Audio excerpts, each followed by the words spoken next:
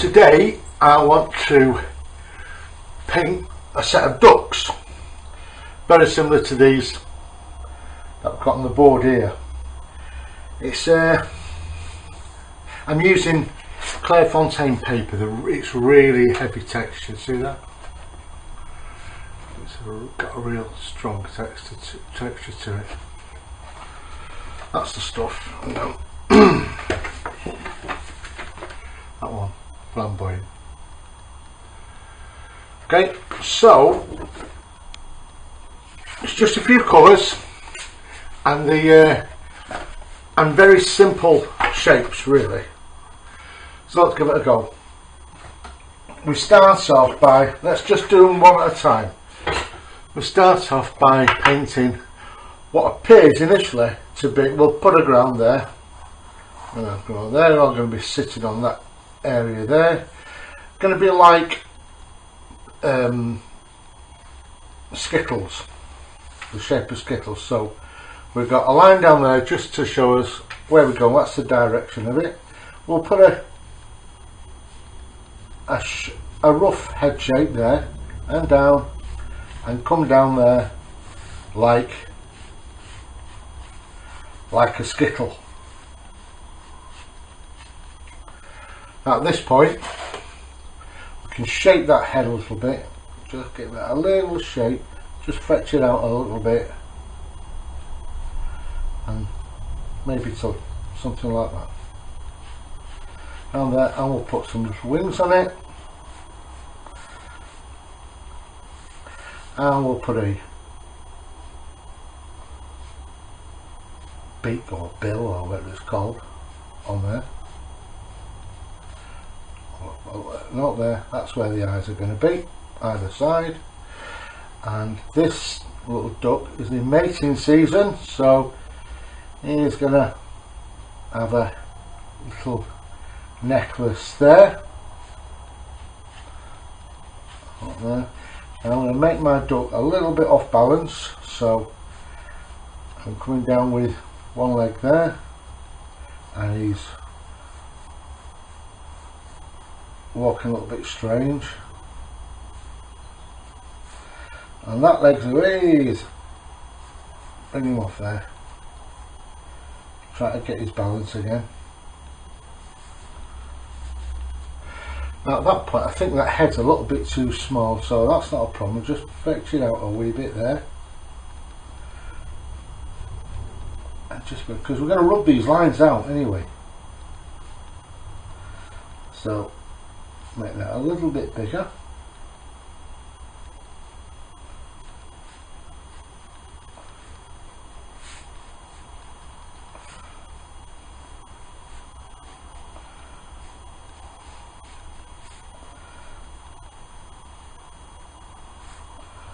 Okay, so now we've got a rough idea of how that bird is going to look.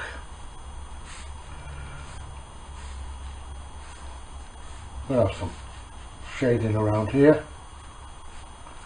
just around that side. Light's going to be coming from that angle, so the shading is going to be around there, around that area, just so we know.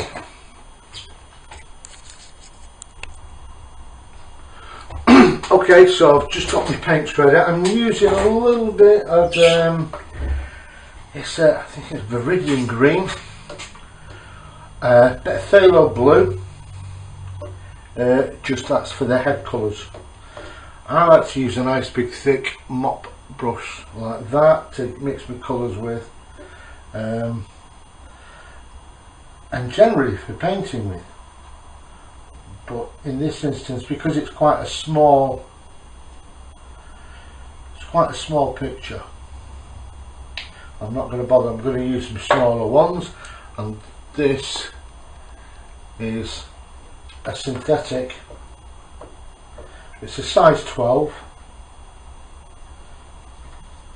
and I'm mixing a little bit of this Viridian green with this phthalo blue. Let's get a bit of colour in here first. So just, I've mixed a nice, it's quite a wet wash, not too thin, because I need to be able to pull these colours out in a bit. so it needs to be quite, not thick, but a decent mixture. One that's not going to just turn to water, you know. So with that, and now I'm going to use another brush of similar size. In fact, this is a bit smaller. This is a size 8. I'm just going to pull that colour out a wee bit there, because don't forget we've got the light coming from this side. Pull that colour out there.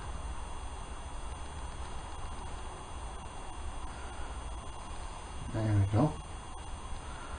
Now, push it out there. Now that's mainly phthalo blue, but I want to just add a little bit of this greeny colour now, just around there, just so it runs into it ever so gently and round the eye.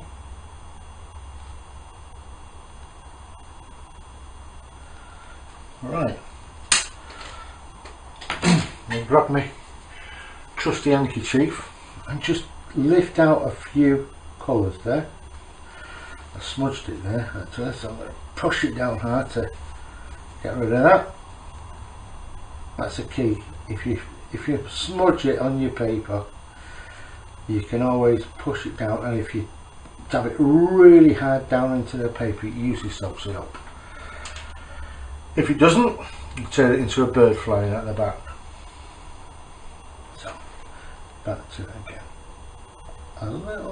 Just a little bit of shadow in here, just a bit of detail. These are only small little birds there.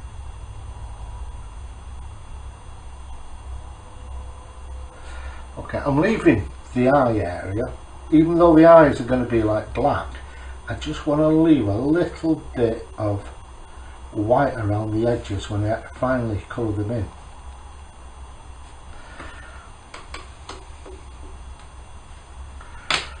Just bring that out a little bit again. It's very handy to have a handkerchief, paper one, you know. It just absorbs.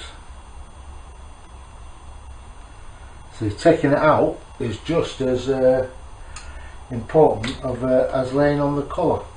So now I'm going to do the bottom part of the necklace. I'm starting off with something quite light there, and this is a cadmium yellow. Yeah. So I can, with a clean brush, just pull that down. Not pulling it down. I've still got a bit of old colour in that brush there, but it doesn't matter. Just wash it off again. And a little bit of burnt sienna now, right at the top of that necklace there. See there? I'm just dropping it in. Let it run down naturally on that area there.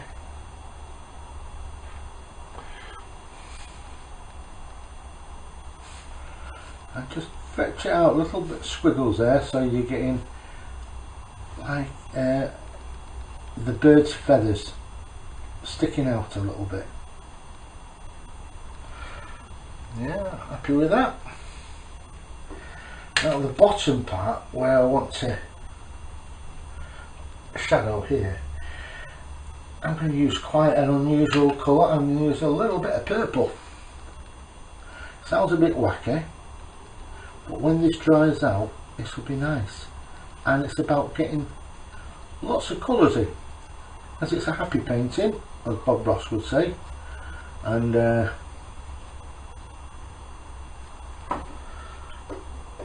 there's nothing like a bit of colouring on your wall, is there?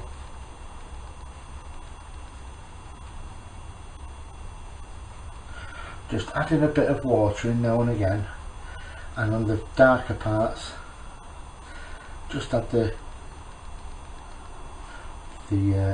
colour that I've mixed up in the in this. It's not all that. See, that's what I'm working with there. It's not that. It's not too runny, and it's not too thick. There's a nice bit of a medium there going on there. And now this part here, I'm going to just give it an extra highlight by just dabbing there. And it gives you a bit of texture. Now I'm going to drag this part down here, right the way down to the foot. So first of all, nice. This is that cadmium yellow, yeah? And just attach that now, and it'll do the work for you. It'll shade itself down, it'll bring itself down.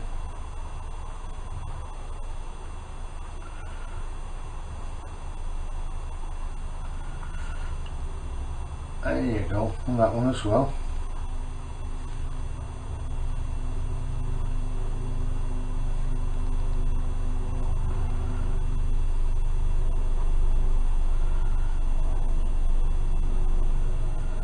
There you go.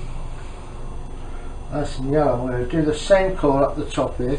It's still a little bit wet there, so I'm going to lift that bit off before I paint on there. Where it's really wet. I can always shade it in afterwards, but I don't want that to pick up on the beak. So I'm going to be careful with the beak, but so I'm going to make sure the beak doesn't touch that piece of that area of colour there, if I can. If it does touch it, don't worry about it. You can always blot it off or leave it. It might even look okay, you know. It's at least it makes it unique to you, doesn't it? Alright, that part there. Now I'm going to add a little bit of cadmium orange now to these areas here. Just a drop in a bit in. Yeah, just drop a bit in there now and again. That's really took over that there, hasn't it? I'm going to try a bit of that out. Okay, and bring that up there because I don't want it to look too shadowed. Right. Yeah, just bring that, and I'll tell you what I'll do, I'm going to just wipe a bit of that off there and add a bit of that orange there. Light's coming from there, remember?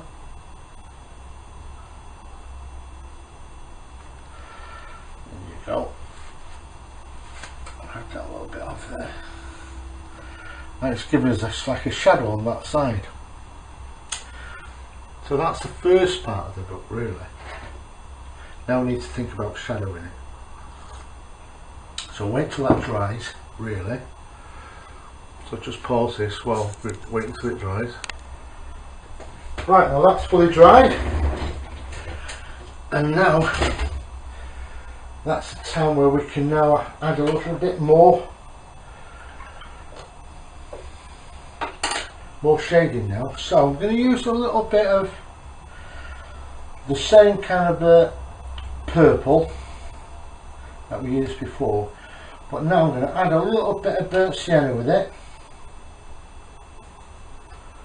and just because I still want to keep it nice and warm, and I'm just dabbing little areas here, just only with the tip of the brush, because I don't want to go too much, because I want to create a little bit of texture with it as well, and a little bit of flow, so we almost letting your brush dance across the page. Yeah, I know it sounds a bit highfalutin and airy fairy, but I can't explain it any other way. So it's like jumps across different areas, and just adding a bit of burnt umber now to make it a little bit darker there. A bit of burnt umber into the mix. Okay. And you can see how these different areas here are like texturing now, which is exactly what we're looking for. Now just down the bottom, because under the bird it's quite shadowed, but we still want to maintain the texture, but